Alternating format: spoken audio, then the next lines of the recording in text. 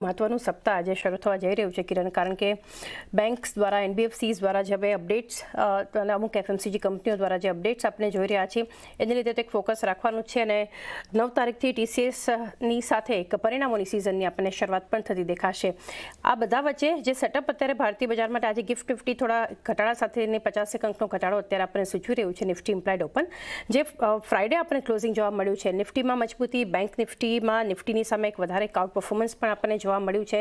એફઆઈએસની સતત સેલિંગ, આ બધા સેટઅપ સાથે કઈ રીતે તમે ભારતીય બજાર માટે વ્યૂ રાખી રહ્યા છો કિરણ? એટલે અગર ઇન્ડેક્સ સ્પેસિફિક જોઈએ તો શું લેવલ્સ ધ્યાનમાં રાખવા જોઈએ?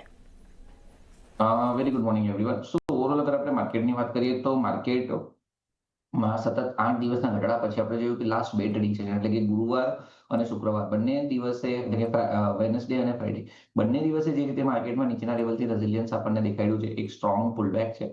નો ડાઉટ નિફ્ટીની વાત કરી લઉં હું તો 100 દિવસ અને 50 દિવસની મૂલ્ય આવડતના નીચે હજી પણ ટ્રેડ કરે છે, પરંતુ જનરલી આપણે હિસ્ટોરિકલી જોયું છે કે જ્યારે પણ માર્કેટ આવી રીતે 7-8 દિવસ સુધી કન્ટિન્યુ પડતું હોય છે એના પછીની જે રિકવરી છે, રિકવરી લાસ્ટ લોંગ સુધીની હોઈ શકે છે. તો એ ફેક્ટરથી અમને એવું લાગે છે કે એક સારું બોટમ તો રિસ્ક રિવોર્ડ રેશિયો આપણને અત્યારે ફેવરેબલ છે. બાય ઓન ડિપ્સની સલાહ રહેશે.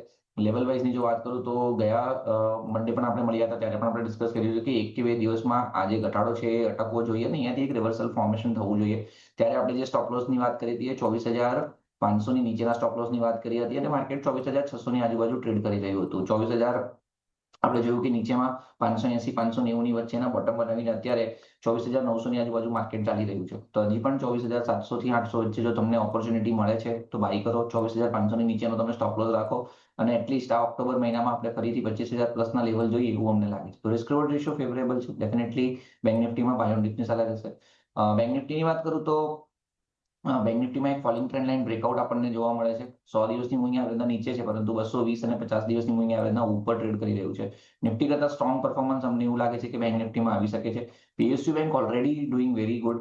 તો અહીંયાથી જો એકાદ પ્રાઇવેટ બેંક જો ચાલવાનું ચાલુ થશે તો દેર આર ચાન્સીસ કે બેંક નિફ્ટીમાં એક સુપીરિયર રેલી અહીંયા આવી શકે છે. તો બેંક નિફ્ટીમાં પણ બાય ઓન ડિપની સલાહ રહેશે. અત્યારે 54,800 ની નીચેનો એક સ્ટ્રિક્ટ સ્ટોપ લોસ રાખીને તમે લોંગ પોઝિશન કરી શકો છો. લાસ્ટ ફ્રાઈડે આપણે અહીંયા 54,000 નો સ્ટોપ લોસ ડિસ્કસ કર્યો હતો. આપણે જોયું કે નીચેમાં 54,000 ને જે લો પડ્યો છે 226 નો પડ્યો છે, એના નીચે ગયા નથી market.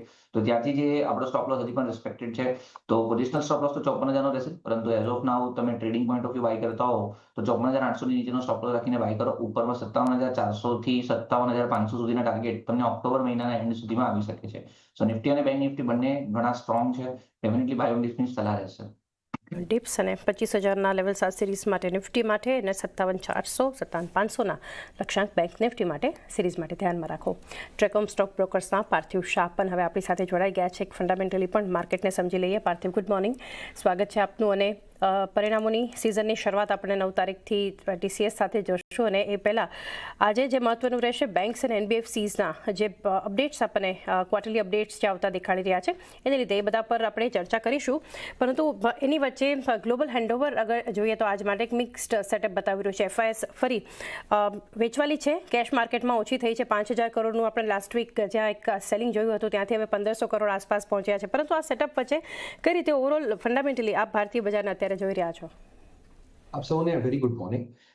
Yes definitely I think global setup પ્રમાણે જે એફઆઈએસ છે એ લોકો સતત માલ વેચી રહ્યા છે અને this is despite the fact કે છેલ્લા 1 વર્ષમાં I think they have not made major returns in the markets. Rather છેલ્લા 1 વર્ષનું ડેફટી રિટર્ન્સ નેગેટિવ છે, કારણ કે અઝ્યુમિંગ કે markets have been flat in the last 1 year અને કરન્સી ડેપ્રિસિએશન જે પ્રમાણે થઈ છે તો they have been like getting negative returns.